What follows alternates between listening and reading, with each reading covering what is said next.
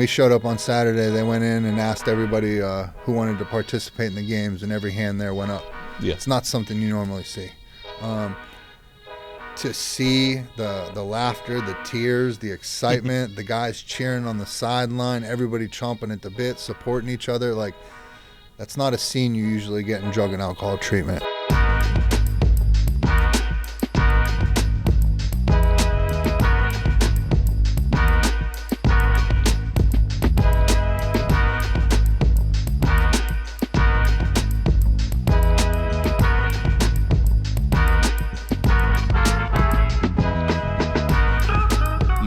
Let's go. Let's pod. Let's pod. You guys don't hear us all the time, but let's pod is the motto when we get going here in the studio. Normally, Shawn just jumps right into these. Today, I think we need a little bit of an introduction because you got me, Jason Martinez. I'm usually behind the camera, behind the editing booth, whatever you want to call it. Award-winning videographer. Award-winning. I'm usually putting the show together, and it's a pleasure to do that. And it's even more of a pleasure to hop in here as the interim host. Let's go. I'm doing this because we are celebrating Shawn's birthday today. Right. Shawn, explain what that means, because you just corrected me a second ago about just calling it a straight-up birthday. So what does that mean? What's today? So today is my 9 years sober. Beautiful, man. man. By the grace of God, and so thank you, sir. Thank you. So by the grace of God, 9 years sober today. So in the recovery community, we always say it's our birthday. Mm-hmm. Whenever we're talking about a regular birthday, we just say belly button birthday. But there you go. This in the recovery world, this is our birthday. And so, I go back and forth every year about, like, do I post about it and stuff like this and that? Mm-hmm. Because there's a reason when you go to AA or you go to 12-step programs and you go up and you get a chip and everything like that. And what a lot of people don't realize is that chip is for everybody else. It's not necessarily for you. Okay. You go up and get your chip, but you share how you got there. How do you have multiple years sobriety? Like, how are you able to do these things? Some people go up there and get their chip and act like they're, like, accepting an award or something. I feel like I would probably do that. Right. And I've done it too. And so, I see a lot of people do birthday posts, and absolutely, like, it's for that. But then me now being kind of in the social media world, I would never want it to be misconstrued as, like, I'm trying to get comments or likes or anything like that. Sure. So I figured the show is the place to talk about it and do that. Course. And so last year we had an amazing special interim host. Our homegirl Rachel Slocum came on, and then shout out Rachel. She's been on multiple times. She cracks me up every day with the stuff she posts. She's hilarious. If you're not following her, you probably are, but go double check and follow her. It's funny as shit, and people get all up in arms about, like, her and I's back and forth, not understanding how good of friends we are. Yeah. We're both from up north. That's just how we talk.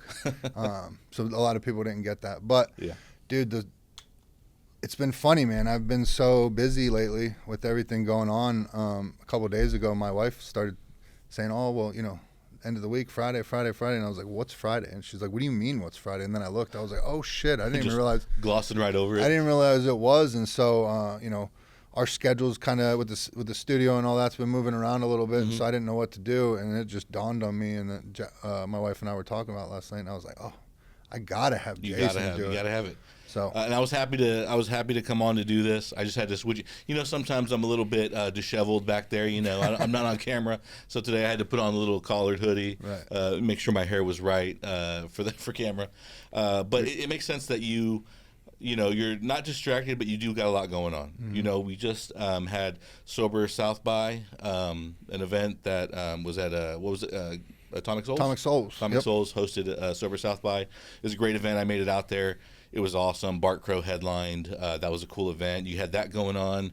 And this weekend, tomorrow, the very first I Am Redemption Run Club meetup is happening. Tell us a little bit about that. Right. So people have been asking me for years to, start a run group and all that stuff. And it sounds really easy, like, oh, cool, we'll meet at this time and do this. But there's a lot of coordination that goes into it. And, run groups for me were this amazing thing that I actually look forward to when I got out of treatment. It was a new community. I was so excited to join it. The amazing network and people that I met there, it's unrivaled. I haven't found anything like it. And so I want to be able to give that back to the people who need it. And so my goal with the I Am Redemption Run Crew is to bring the avid runners of the world and bring them on over, and then bring the people that are like run curious, or maybe they want to lose a little bit of weight, maybe mental health medication is not working for them. But bring everybody in, and I don't want people to be nervous or scared. Like, this is a welcoming opening for everybody. That was something I just asked you not 20 minutes ago. How far are you guys running? Right. Because I told Shawn I want to go. I want to be a part of that. Shawn's in Austin. I'm in San Antonio, so I probably won't make every one. But it is something I want to be a part of. Yeah. Shawn's always hosting things, and I try to get out to him. But that's something that could benefit me as well. Not that sounds pretty selfish. I'm only going to do it if it benefits me. Get it. But but that was one of the first questions I had. How long are we running? Shawn said, it's for everybody, right? Yeah. It's for somebody you're trying to get in shape. You're a beginning runner. You're an experienced runner. You're gonna have something for everybody. Yeah, I'll be honest. I don't have much planned for it. Everyone's gonna see that tomorrow, but I want it to take its own shape. I want to see the type of people that show up. I want to see how we can best support. And so overall, like, my vision and my goal would be to have a couple leaders within the group that are seasoned runners that want to take that leadership, and then maybe we have like a short, medium, long distance. We have beginners, medium, intermediate, and expert, that type of stuff. But the overarching goal, man, is just to come out, go through a little adversity with each other, support each other through it, and feel what it feels like to get through it on the other side. I like it. And then you get to go have tacos and coffee, dude. I love it. Tacos and coffee after a run feels earned. Yeah. I have a nutritionist friend that she would say, we never say we earn our food. But hey, after a hard run, what's wrong with little tacos? And she would never even say tacos and coffee is wrong. But we don't say we earn it. But you go out there, and it's a community thing, right? It kind of mirrors maybe what you started to do with running in the first place. You said the run club, you don't have too much planned for it. But when you started running to get out of to extend your recovery and to find that next thing, you didn't have a plan for that either, right? What was it like coming out and not having that plan, showing up to this running community, and them welcoming you in? What was that like? Take yourself back into that first morning when you met up. You're getting out of recovery. You need to find that next thing. Right. What was that like, and how did they welcome you in? It was scary. I was self-conscious. I didn't know how I was going to do. I thought everybody was going to judge me when I showed up. They were going to judge how I ran, my form for running. Was I fast? Was I slow? None of that was the case. One thing I started to really understand was, like, people that run, they want you to come run with them. Like, they're not there to be standoffish. They want you to be a part. Yeah. And so I got introduced to one of the most welcoming and opening communities of people from all different walks of life. For whatever reason, I had this image in my head, because people get up early and go for runs, that they just have all their shit together in life. Right. Not the case. Not the case. They are people too. And so I can't tell you, once I got into the running world, how many other people I met in recovery, how many other people I met that were having mental health things. The same everyday issues that we as addicts think are just exclusive to us is not the case. And the main thing that I always talk about, and I want to impress upon people, is, like, we get out of treatment, we get sober. I'm speaking to the recovery community right now, but we have that community. That's our community. That's our foundation, right? But it's not our world.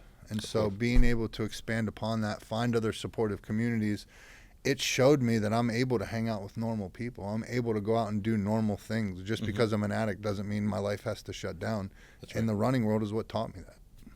Yeah, and you show up with these people, and you nailed it, with the idea that not everybody has everything together. A successful surgeon doesn't necessarily have everything else in their life together. They succeed at one thing. We succeed and focus on one thing, and in general, what I've learned, from being, I don't come from the corporate world, but in the job I have right now, I'm around corporate people, corporate offices. So I've seen a lot of the inner workings, and what on the outside seems like, they're in a giant high-rise building with glass windows, and glass windows, all windows are glass, in like a glass front, office, in a glass front office, with like, nice conference room with the glass walls, I should say. It looks like that'd be the most official place in the world, and you find that the people there are not to put them down, but they're all figuring it out. And it's something that until you're in it and you're spending day to day with people, you might not realize it. You might think, that person has gotten to that level. maybe they are at a certain level, but there's things they're figuring out every day, and that translates, I guess, down to all of our struggles, you know. Right. And dude, it's what's the crazy thing to happen, and what I hope anybody in recovery listens to, like when we go into these circles of regular normal people that aren't in recovery, one thing that I don't think many people understand or realize is we're used to sitting around in circles and opening up and talking about our stuff. Right. Regular people don't do that most of the time.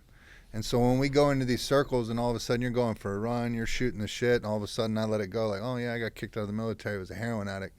Now all of a sudden this next person, they're completely off guard. You know what I mean? They're like, oh, like he did that? So now whatever they're holding on to, they don't feel any sort of way about, so now they start talking about it. Yeah. And how many conversations I've had once I started sharing my stuff opened up the gates for somebody else.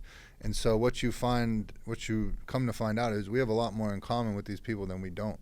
Because I guarantee they have a brother, a sister, whoever that's suffering with the same thing. Yeah. And then they're being able to hear from you firsthand on how you did it, how you overcame it. You're out here running. There's where the inspiration comes in for these people. So I hope anybody walking out or coming to the run group tomorrow or any Saturday understands that's what they're walking into. Yeah. And it's not a circle you're walking into where you're ever going to be judged or anything. If anything, we'll judge you for not coming. that I could believe. You know, Shawn has invited us to countless 5 a.m. workouts, and how many have I made? Couple. But I have the camera with me. I haven't worked out at any, right? No, you did. Did I get it on once? Boston. Oh yes. You did work on. I did make it out in Boston. That was cool. Yeah, I got to make it out some more. But yeah, I could see that. You know, you not showing up is bigger than showing up and failing. We're all going to have a struggle if we're no matter what we do that's new, or if we don't do it a lot. You know, it's going to take some work to get there. Right. But you're living proof that consistency is key. That it can be done. You know, you pulled yourself out of the depths, right? And you came back strong. And Shawn's a big scary guy as an outsider view. But if you show up to the run group, Shawn's going to take care of you. 100%. Shawn's going to make sure you feel comfortable. Just like he does here on the podcast. You guys have seen him welcome all walks of life onto this podcast. That mirrors as well, you know, opening up, telling your story. A lot of people show up here a little bit nervous sometimes. You know, we're in a black box studio. We have a lot of cameras. It feels like a big thing. It feels like we're going live on CNN. But once you start telling your story, once we make people feel comfortable, they start sharing. Yeah. And that's what helps people the most, right? Yeah. Sharing our story, you know, whether it's on a podcast or in your personal life, that's what you would recommend, right? Yeah. Sharing with people, because that's when the dialogue happens. Yes, 100%. And that's how we break the stigmas. That's how we have more open, deep conversations and really see change. Is talking about those things everyone's scared to talk to. And you brought up something very, very important where you say consistency is key. You know, I have a lot of people say things to me and they see the show or they see this or say that, like, don't get it twisted. Like this all right now is happening from consistency. You know, you've seen me show up here early, leave late, like all that stuff.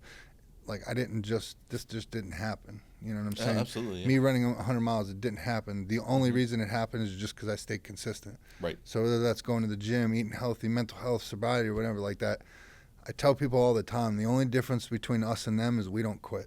Yeah. Like that's literally the only difference. And I don't mean it to me an us versus them thing, but that is not something that I do, and that is not something that I'm allowed to be around me. Like that's not the people I surround myself with. We don't quit through this stuff.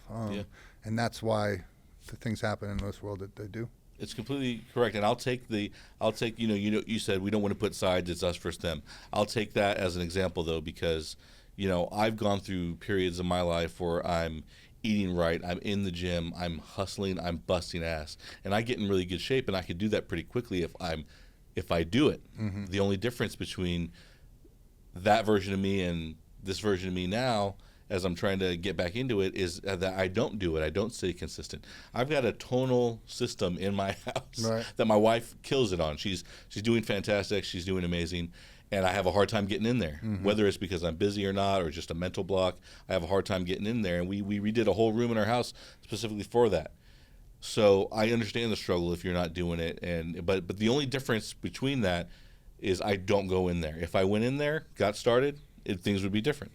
And hopefully next time you see me on this camera, it will be different. But that's something I got to work on. What do you say to somebody who's in that position like me, who knows how to work out, can get fit, I don't need anybody telling me what to do. I could do it on my own, but I don't do it. What's the mental block there, you think, or what would be the next step? Because Shawn trains people. Yeah. You know, physical fitness is key to you. You've been there. You've done that. You've seen all walks of life, all physical types as well. Yeah. From non-athletes to athletes. Dude, in all types of shape. Mentally ill people, tremendously overweight people, like all that. Again, consistency is key. Yeah. But to get started, like what do you for someone like yourself, like you have to ask yourself your why. Sure. If your why is powerful enough, if you can find that why, then it's not usually that difficult. But whether it's, hey, I just don't want to be fat and broken when I'm old, or whatever the variation is, it needs to become non-negotiable. This is something that I do for myself every day. A lot of my world is trying to fill other people's cups and help them. I know enough about myself as I can't fill any cups unless I'm able to fill my own. And so working out is a non-negotiable thing for me. It's what I do. I am my most motivated first when I wake up in the morning. And so I think I put myself into a practice where there is no time for excuses. Like when I wake up, it's like, all right, today I'm hitting chest and shoulders, Like I'm already thinking about it in my head. I'm focused on my workout. I'm focused on it when I get to the gym.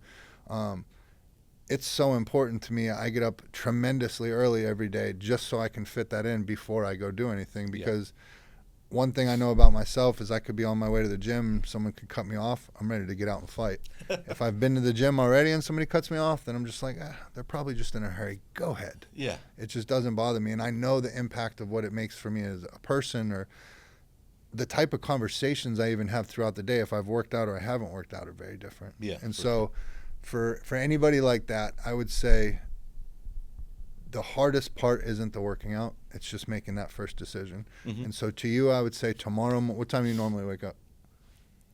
Tomorrow, I'm up at usually about 6, no later than 6. All right. So tomorrow, what I would say is you set your alarm for 5 a.m. No excuses. As soon as your feet hit the floor, go take your piss, brush your teeth, grab your bottle of water, and get on that tonal. Nice. And make that all right, this is what I'm going to do. And to be honest, I would do it every day. Okay. I would never tell anybody work out every day, but just to get you in that routine, I'm not telling you got to go work out for 2 hours. Hit 20 minutes a day for the first week. Then, all right, I'm going to bump it up to 35 minutes or however the tonal thing goes. And that's actually where I'm good at, like, understanding what that load should be throughout the week. Right. So maybe, yes, consistency-wise, I should be in it every day. But I know certain days I'm going to go a little less because I'm recovering. I can feel it. So I have that working for me. I just got to take it the other 90% of the way. Right. And it's all about setting up a structure for yourself. Sure. So if we sit down and say, all right, look, I know you have kids. I know you got to get them up. You got to start getting ready. So if this is truly important to you, if you truly want to lose some weight, if you truly want to get that, I'm asking you to go to bed 30 minutes, an hour earlier. Or if you can deal without the sleep, don't. But go to bed a little bit hour earlier, but this is non-negotiable. From now on, I wake up at 5 a.m., and the first 45 minutes of my day, this is what it is. And so on some days, it might be the tonal. On some days, you're like, I'm hurting. I'm going to go for just a 30-minute walk or something like that. But I am going to make a deal with myself that I'm going to stay active each day. Like, I'm going to do this. And then it always helps to have people that are accountable with you. Yeah. So whether you're doing it with your wife, your friends, getting on a little app or a group, doing challenges. We got, just to give everybody a hint, we got the 60-day I Am Redemption Challenge coming out just around the corner. You can hop on and do some stuff like that. Make sure you're following so you can find that out. Make sure you stay consistent with that once you're in it. There you go. Follow I Am Redemption. Subscribe to the YouTube channel. All the good stuff. Right now, if you heard about it right now listening to this, you're locked in. So make sure you're on the app. Yeah. So you got your people there, man. Yeah. But, dude, it's something that you've done it. But bro, it's once you get started, you look back and you're like, why have I not been doing this the whole time? Yeah, I always feel better. I always look better. Right. Honestly, it's funny because when I do get back into it, I look better. I look really, I shouldn't say really good. I look a lot better very quickly. I feel a lot better really quickly. And that's a good ramp up for me when I do get back into it, And then I do have accountability with my wife. I keep her accountable. I push her. She asked for me to make her accountable. We share each other's stats on the app for Tonal. It's easy to see her workout. She's like, "Oh, look at the workout I did today." She's and I make sure I lift her up and make sure that she knows that she's doing a great job because it's a lot of hard work. So I got an idea for you. Okay. So the fact that you and your wife are able in a healthy marriage to keep each other accountable for the workout stuff, maybe you guys make a deal where you go home and you tell her, all right, I want you to keep me accountable. Here's what I'm going to do. If I don't do it, then you do the dishes for a week. Or There you go. What do you hate doing that she does? I don't mind doing the dishes, but like cleaning, like the floors, for instance, despise that.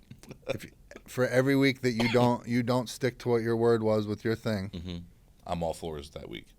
Every week though. Every week, yeah. Okay, that's good. Or it could be Don't let her anything. see this, It could but be I'll no sex this week. It could be any variation of I'm not cooking dinner. Shit, yeah. You know what I mean? Whatever, but let's make it something to where like, oh, if I don't get this workout in, I'm not gonna. You know what I mean? Yeah, I hear you. So it's just little stuff like that. Yeah. Just it's kind of like a game. Marriage is not a game, but gamify it, right? Gamification. It makes people accountable, makes people interested in what's going on. From kids to adults. We gamify something. Yeah, we're gonna do it. So it makes it whatever fun. it takes, right? That's at the end of the day, whatever it takes to keep you consistent. 100% in what we do. Yeah. How have you stayed consistent over these 9 years with your sobriety? What was big in the beginning for you coming off? Maybe year 2 and 3. I know you had a lot that was motivating you to stay away from that life. Yeah. What helped you stay consistent? I know running was part of it. Yeah, just running, but more importantly, the running was just surrounding myself around the right people. Yeah. It's such a simple thing to do, but it's like, to me, it's so overlooked.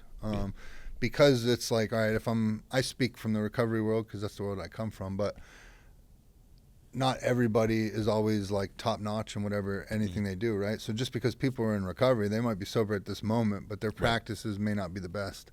Gotcha. Luckily, I'd gotten in so much trouble and all that stuff where I'd finally learned my lesson, where it is like, I am only going to surround myself around the best fucking people. I took it very serious. Like when people told me, like, find the people in the rooms that have what you want and cling on to them, that's exactly what I did. Yeah. The runners I wanted to be like, the people in sobriety, the business people, and it's something that I still do. And it's just, I've said it a gajillion times, but it's non-negotiable. This is not anything you can play with. This is your life. These are people you are allowing to come into your life. And I have way too much right now to sacrifice that for anybody. So if I'm going to let anybody into my life, best believe they're helping work towards the same goals. They're about the same thing, and they get held to the exact same standard. Absolutely hear you. I mean, you hear nothing but stories of that kind of work ethic. When you really want to achieve top success, you have to go away in your head. You have to get rid of everything that doesn't lead or point to that, and completely go for it. I've minimized my friends down to only people that would ever help me get there and not knock me off the path to do that. And then the only thing left is to do the work yourself. Talk to us about how you stay consistent in your day-to-day life. You got a lot going on now. You have a wife, Jasmine, awesome lady. Hey, babe. How do you keep people happy in your life, but while doing everything you got to do, or what do you try to do to maintain all that? Because a lot of people out there, we got a lot of things going on, right? We got family, we got mom pulling us, we got things that pop into our head. Like, for me, a lot of it is not people pulling me, but me remembering, I haven't touched base with this person in a while, or I haven't nurtured this relationship in a while. Yeah. What do you do to keep yourself going with all these connections and things you got to do? I know it's an expansive question. It's a tough one because it definitely comes at a cost doing all this. My wife and I had to sit down and have like a very serious conversation when all this was starting. In January, I left working in the treatment industry to do this full time. She knew this is where my passion was, and we knew it was going to come at a cost.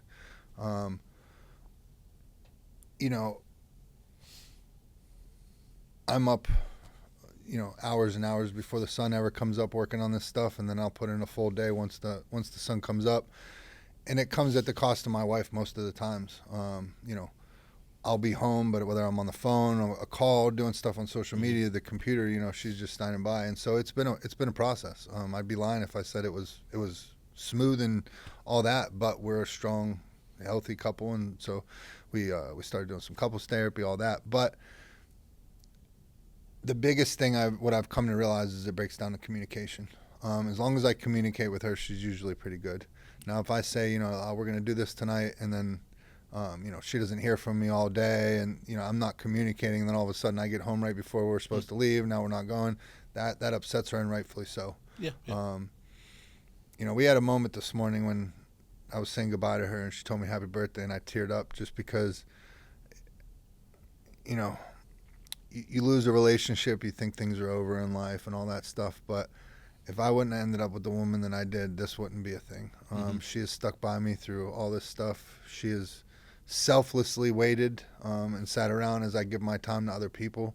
She understands what I do, and I give a tremendous amount of my time to a lot of other people, and it comes at her cost. And so she stands by selflessly and supports me 100%. And so it's just trying to communicate and give her the time that she needs. And so understanding where it's like, damn, I've been grinding for 3 weeks straight. I haven't, you know what I mean? Babe, we need to go away. You know what I mean? Giving her that quality time, because that's, at the end of the day, that's her love language. Yeah. And so just taking that serious is how I try to do it best. Yeah.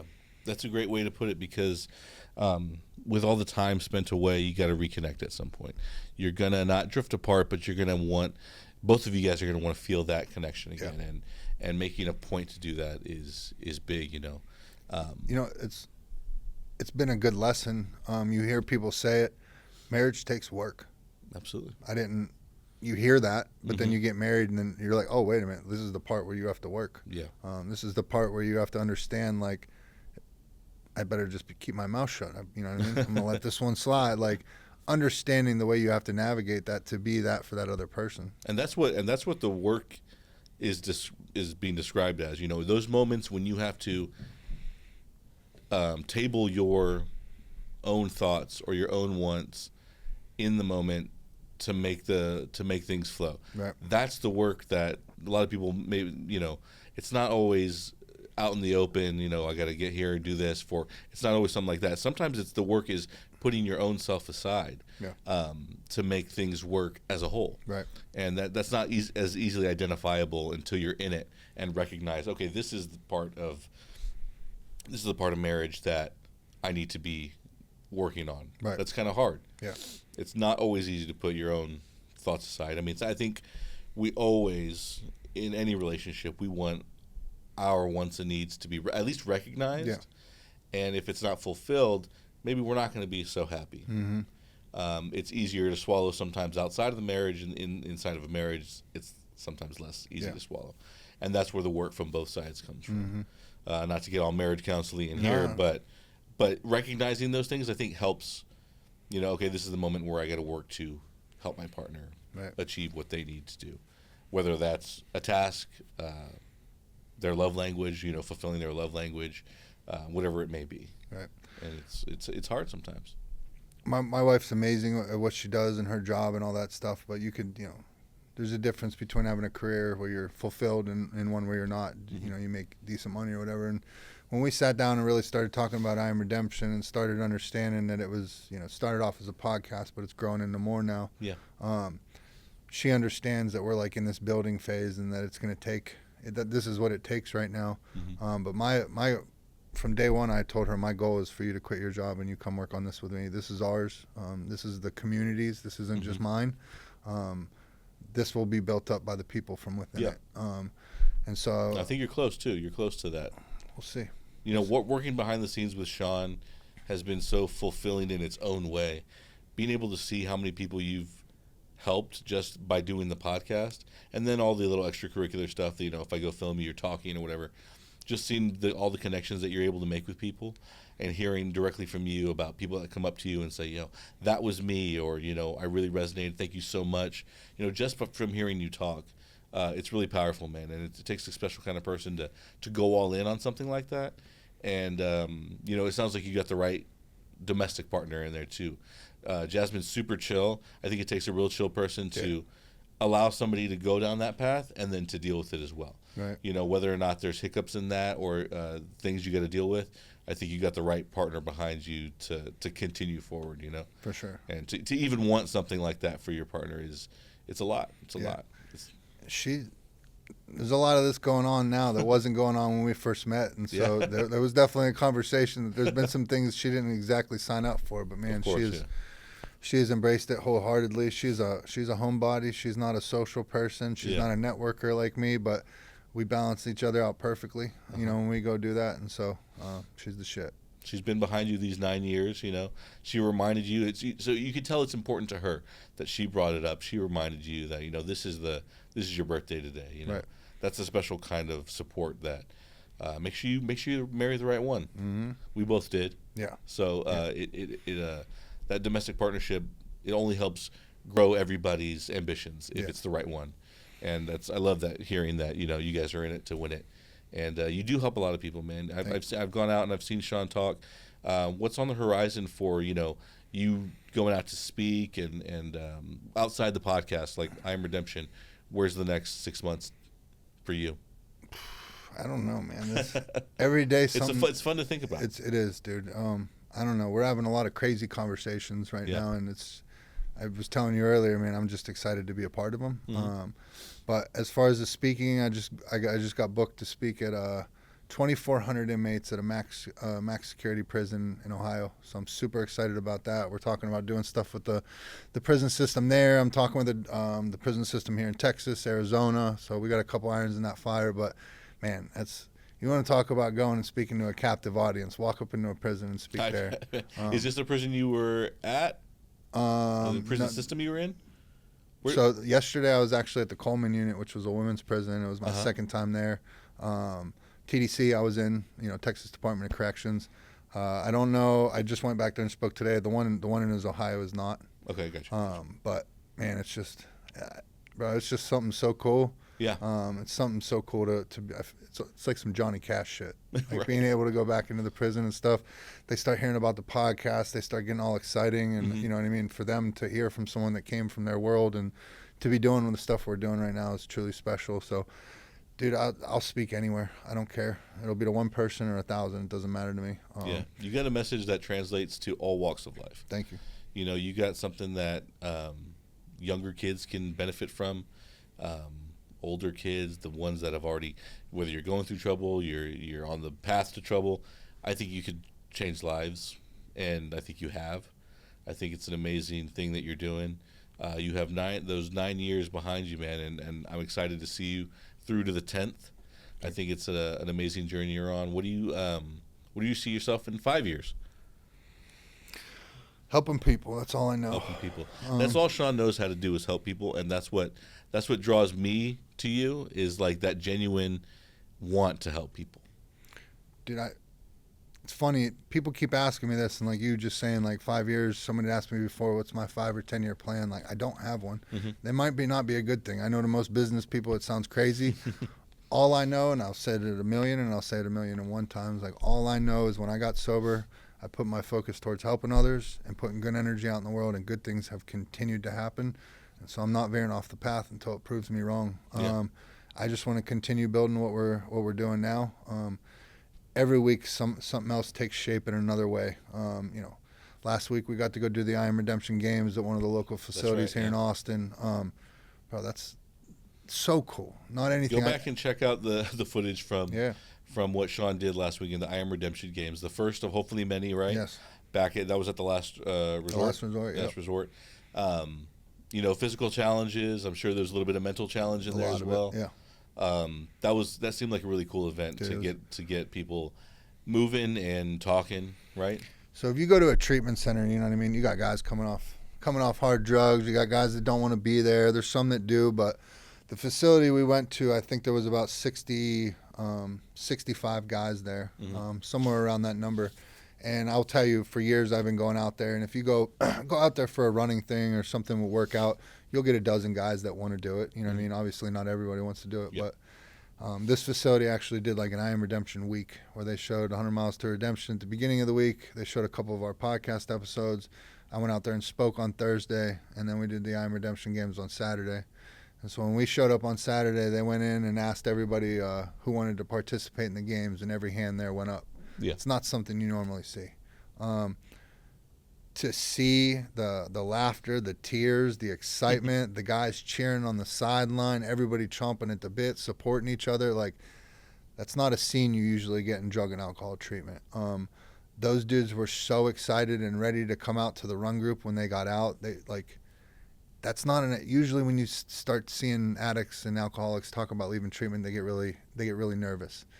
Okay. 11 times I got really nervous and really scared. The last time, the 12th time, when I was leaving out to the running community, I was excited.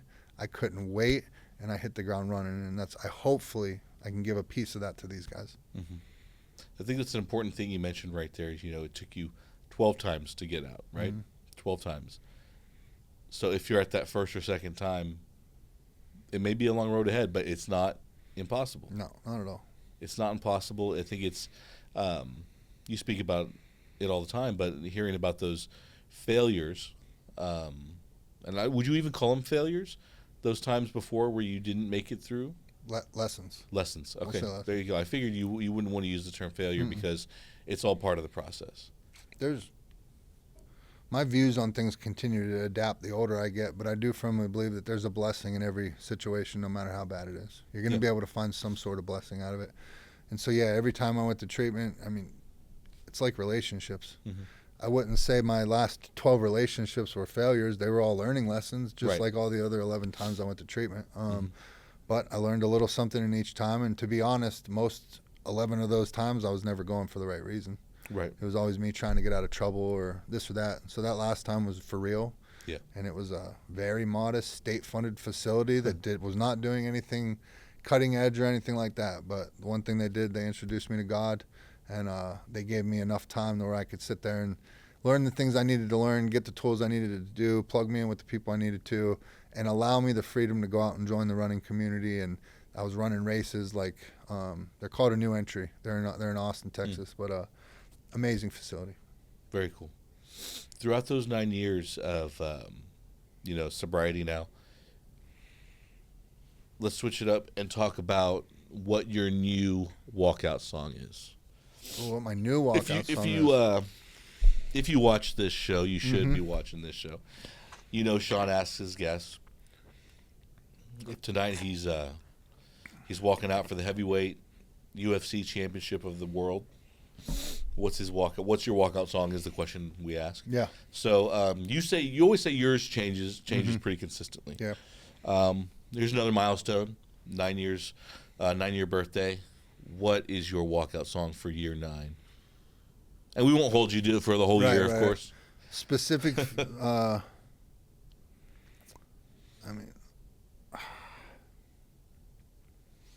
For year 9, I'll say. To kick off year 9, we'll say. Probably Let's Go by Lil Jon.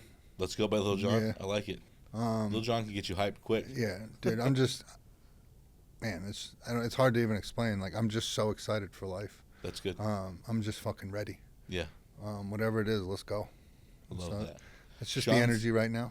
That's the energy for year 9 for Shawn. Let's fucking go. Let's pod. Shawn's got a lot of stuff on the horizon, stuff we won't talk about, we won't get into yet because it's still on the up, but he's doing a lot of things. Make sure you're following. There is one thing we should talk about. Okay, let's hear it. Andrew would be upset if we didn't bring it up. Okay. So, for some reason, Andrew Shubay, the director of 100 Miles to Redemption, has saw fit to try to push this into becoming an actual movie. The movie's called My Brother's Keeper. We've been taking meetings. I wasn't sure if we were going to talk about it, but okay. No, we got as long as Shawn takes the lead, we're good. It's not anything I would have ever brought up, but I know Andrew's probably texted me already, did you talk about it? Did you talk about it? So, we've been blessed we've sat down with some producers. They've come on board. We've been able to get some funding. We're still looking for the rest of the funding and for a couple more investors, but we've had some meetings with some studios. It seems pretty promising, but the one thing I've learned from the documentary is to never get too excited about these things, but dude, the fact that this is even a conversation, that they would see fit for my story to make it to the big screen or to a streaming platform, in addition to the documentary all coming out that's just. Yeah, we should back up. Again, if you watch this podcast, you know about Shawn's documentary, 100 Miles to Redemption, on Amazon right now. Actually, I checked last time you mentioned it. You can still buy it on Walmart.com. You can still buy the DVD. I'm going to have to get my copy and have you sign it. Okay. So I'm going to do that. But if you haven't seen the documentary, go watch it. That's what launched all of this. Yeah. And that's what's being turned into My Brother's Keeper, the film by Andrew Shubay. So he's the director of the doc. He's going to be the director of the feature. And I'm excited to see it. We talked today about being an extra, flying ourselves out to be an extra. I feel like I need one speaking line, at least one line, even if it's on the cutting room floor. That's all you had to say. I got you. If you're interested in all about learning more about this film or getting involved in any way, shape, or form, please reach out to Andrew Shubay of Pipeline Films. I'm sure he'd be happy to get your message. And do it quickly, because from what Shawn's telling me, the wheels are in motion. So if you want to be part of it, now is the time. They're trying to start filming in June. So we'll see how it goes. In June, 2 months. They're saying. Sean's got some really, really good movement and traction with this. And I think it's going to become, from what Shawn's told me, I think it's going to become a thing within the year, I think. And I'm surprised it's already going to happen in June. Right. That'd be very cool. So we won't jinx it, but that's really exciting. Really exciting. That's a year 9 milestone that's worth its weight in gold for sure, man. It's wild. So let me ask you, we've known each other for a while now. We've spent a tremendous amount of time together. We've traveled doing this. You've always been behind the camera.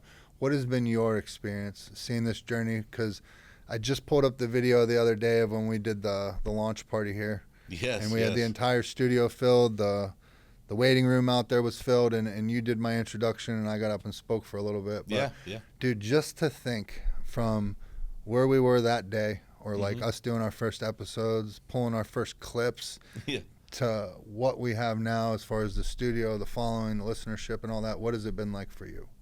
It's been incredible seeing it evolve into what it is. Now we come into the studio. I mean, our first episodes, if you go back and look, are on this black curtain was pulled, and it's just bare a white screen, bare white floor, a couple of folding type chairs, just very minimal. And to see what it's become, to see all the gifts that you've been given from all your guests, people believe in you, and that I hope that comes across with people that watch this, that you're a sincere person, and we wouldn't have gotten to this point without that. And it's just been fun to see it evolve from step by step. We've gone through chair iterations, we've gone through mic iterations, and to see what it has become today, it's a full-fledged, high quality podcast. And I'm grateful to be a part of it more than anything. Thank you. To be able to, even if I'm behind the camera, being able to put out a cool product out there like this that doesn't only look cool, but actually helps people as well is really something that I'm proud to be a part of from the get-go. From the time I did your introduction, we didn't really know what it was going to become. And all I knew was that you were good at this, and that you had a good message that needed to get out there. And so that's been the driving force behind what I do, is getting your message out there and getting it out there the right way, and clear and concise with whatever we do, whether that's Shawn's footage in the gym, photos, outside content or behind the scenes content of what we do here. Being able to be a part of it has just been really cool, and seeing it evolve. I'm not surprised by how it's evolved, because you were good from the start. And from Lance's first episode, Lance was the first guest. He's been on twice now. Just hearing his stories right off the bat, it was like, okay, this is going to work. If there's any more stories like that. And just before this film, our podcast that we're doing right now, we filmed another episode, and I said, this is consistently the place where I hear the craziest stories ever, and week after week they just keep getting topped. Right. There's always something different, but just as crazy or even crazier, or a different setting, a different type.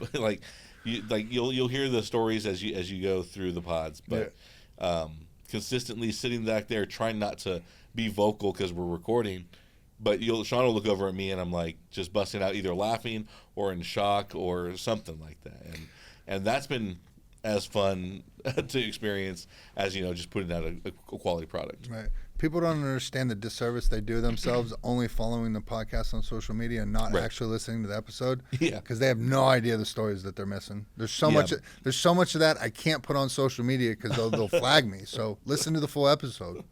Listen to the full episode if you haven't. If you remember going back and you heard an episode but you didn't finish it, go back and finish it. I guarantee you, as you do that, you could click throughout the podcast as well, like on YouTube.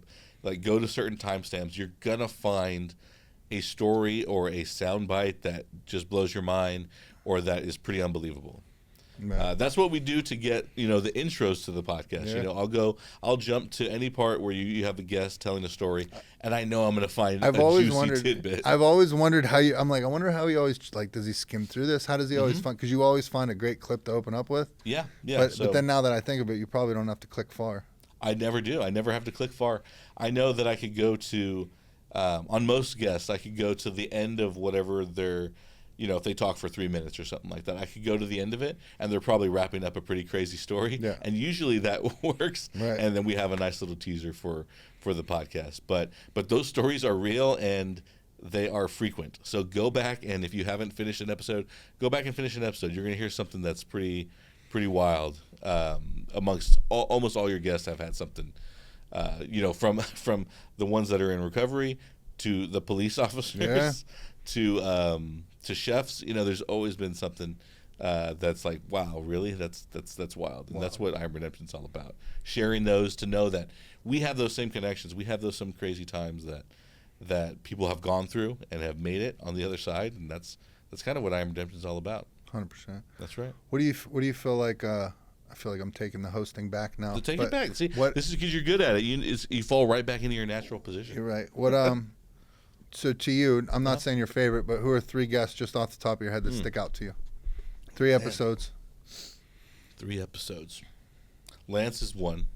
Which one? The first or the second one? If somebody listening now needs to go listen to a Lance Risher episode, is it the first one or the second one? They're both great, but the second one is fresher in my mind when he's telling the Mexico story. Yeah. The second one's more just a lot of wild stories and stuff like that. The first one's his story. But he's got that. He's got the story where he faked his sickness in the first episode. That dude's got to get his fix. Kudos to him for being able to do that. There's not many people in the recovery community that where they tell the story like it raises your antennas because we've heard it all. But that motherfucker's got some doozies, bro. I'll tell you. He's got some doozies. There's stories that I don't forget when I go home. So you could leave work at work, right? Yeah. So some of those Lance stories I thought about for weeks after. If I see his image, I think about it again. Right. It's just crazy. He's a legend, absolute legend. Absolute legend. Awesome dude. Yeah. Super chill. Super talented guy. So he's definitely one. Let's see. You said 3 episodes.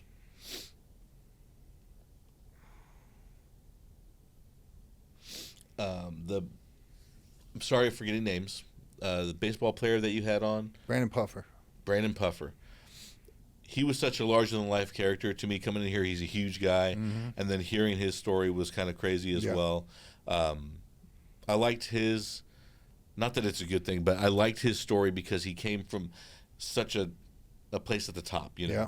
He made it. Yeah. To as professional athletes, that's probably one of the hardest, the top echelons that you could get to, and to be there and then to have to go through what he went through. I won't spoil it here. Please go listen to that episode. Yeah.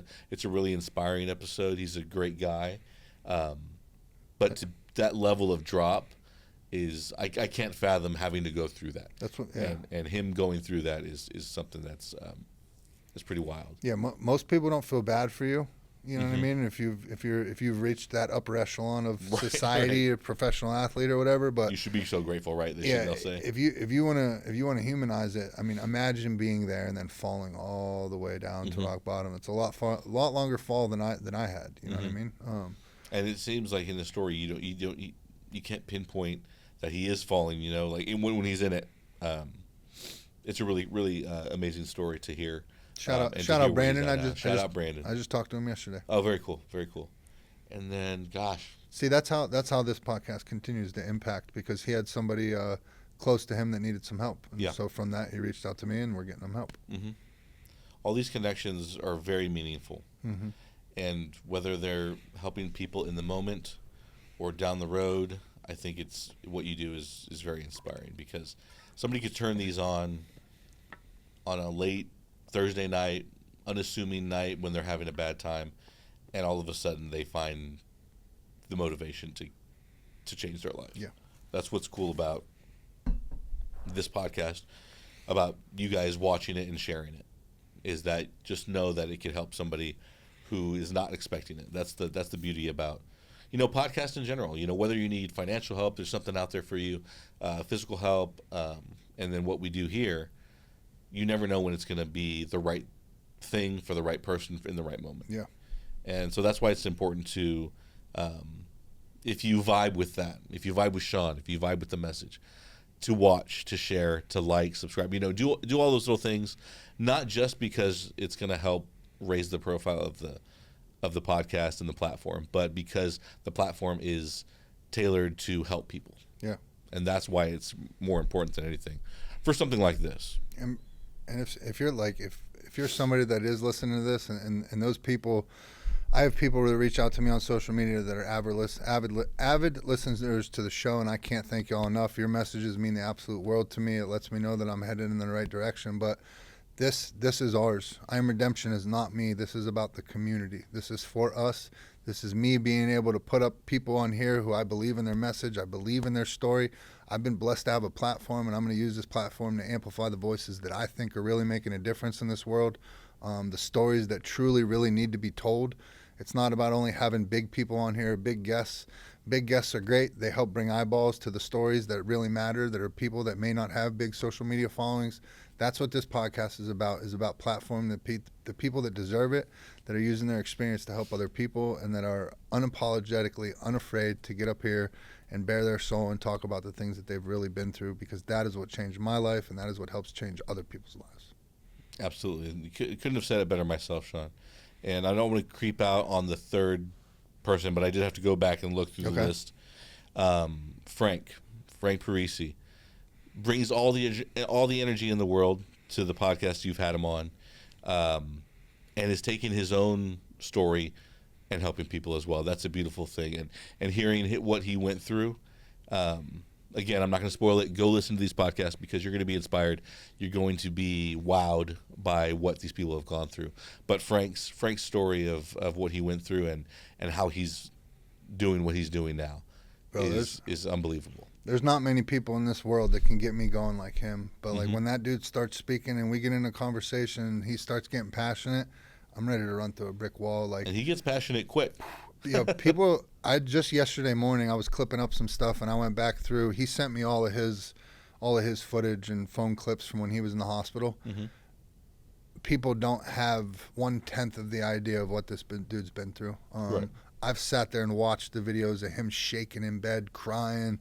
He had his chest open and his heart taken out and another heart put in his body. Mm-hmm. Like, this is on top of suffering from addiction and coming from a world of crime and all these things. But to listen to that dude talk and to watch his energy and the life that he has, like, bro, like, think about, just wrap your head around this. You had your heart taken out of your body.